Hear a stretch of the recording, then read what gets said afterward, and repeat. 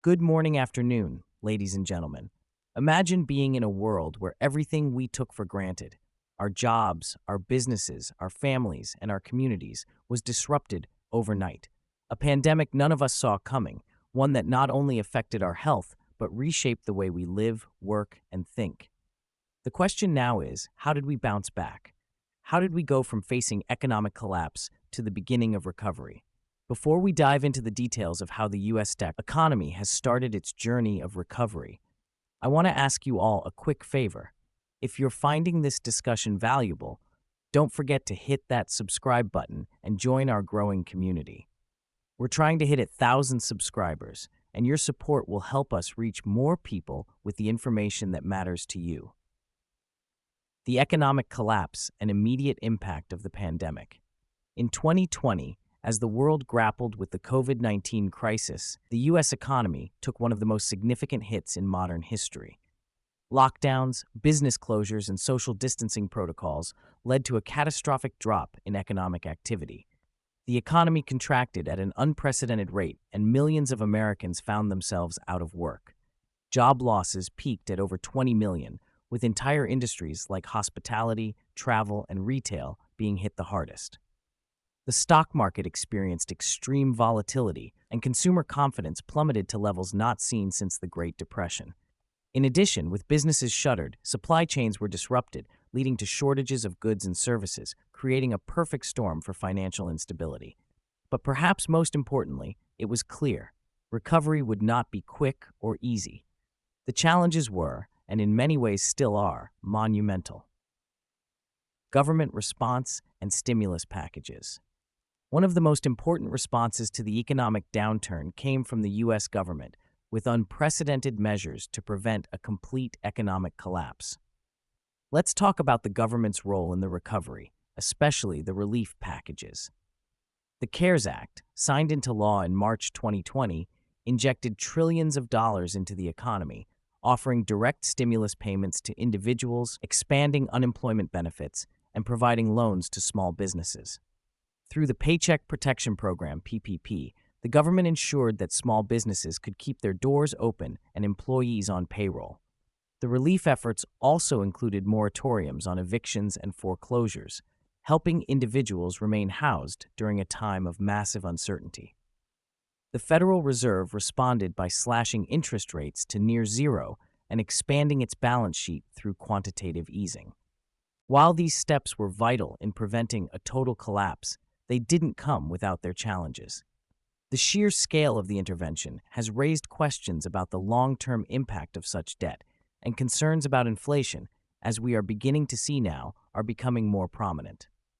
The labor market recovery. As we saw with government aid, the next step towards recovery was rebuilding the labor market. The U.S. saw its highest unemployment rate since the Great Depression, nearly 15% at its peak. However, despite the dramatic job losses, recovery in the labor market has been surprisingly resilient, thanks to strong government support and the adaptive nature of businesses and workers alike. In 2021 and 2022, job numbers slowly began to climb back. While some sectors still lagged, particularly in hospitality and leisure, many others, like technology, healthcare, and logistics, saw rapid growth. The key here is adaptability. We saw a surge in remote working, which allowed entire industries to continue functioning despite physical office closures. As businesses adapted to the new normal, so did the workforce, resulting in the rise of a gig economy. Freelance, contract, and remote work became mainstream. But the job recovery has not been without its challenges. The Great Resignation, a phenomenon where millions of workers voluntarily left their jobs, highlighted a shift in the workforce's priorities. Employees were looking for better pay, benefits, and work-life balance. This has led to a labor shortage in many industries, further complicating the recovery process. The role of technology and innovation. Technology has been another major driver of economic recovery. The pandemic accelerated the digital transformation that was already underway. The need for remote work and digital communication pushed businesses to adopt new technologies faster than ever before. Companies quickly embraced e-commerce, digital marketing, and virtual communication tools, creating a new wave of innovation. Industries such as e-commerce, fintech, and edtech benefited tremendously from this technological shift. Amazon, for example, saw a huge surge in business as people moved their shopping habits online. Similarly, financial services rapidly embraced digital payment systems, mobile banking, and even cryptocurrencies. The pandemic also created a boom in telemedicine as patients and doctors adapted to virtual consultations to reduce physical visits. Perhaps the most notable long-term impact of the pandemic will be the changes in how we work. The adoption of remote work, for example, is likely to continue well into the future. In fact, some studies suggest that up to 30% of the workforce could continue to work remotely even after the pandemic has ended. Consumer behavior and spending patterns. As we look deeper into economic recovery, one of the most fascinating shifts we've seen is the change in consumer behavior. The pandemic brought a new wave of uncertainty, which led many Americans to reevaluate their spending habits. For the first time, there was a massive shift towards saving over spending as people prioritized financial security. The savings rate in the U.S. skyrocketed in 2020 as consumer confidence dropped. However, as the economy began to recover and restrictions were lifted, pent-up demand led to a surge in consumer spending. People, eager to return to some semblance of normalcy, started spending more on travel, dining, and entertainment. The revenge spending phenomenon, where consumers, after months of lockdown, spent more than they normally would, became a key indicator of economic rebound. While consumer spending has bounced back, challenges remain. Many consumers still face financial insecurity due to inflation, rising living costs, and uncertainty in the labor market.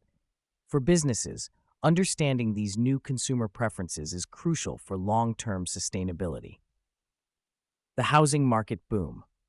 Let's talk about the housing market, a sector that has shown resilience in the face of economic uncertainty. Thanks to low interest rates and an increased demand for more space due to remote working, the housing market boomed in 2020 and 2021. People began flocking to suburban areas, looking for larger homes with home offices. Housing prices soared in many parts of the country, and inventory became limited. Real estate became one of the few industries to show growth during the pandemic, as the lack of housing supply, combined with increasing demand, led to soaring prices. While this might be good for homeowners, it also posed challenges for first-time buyers and renters. The boom in real estate also led to concerns about housing affordability and the potential for a housing bubble.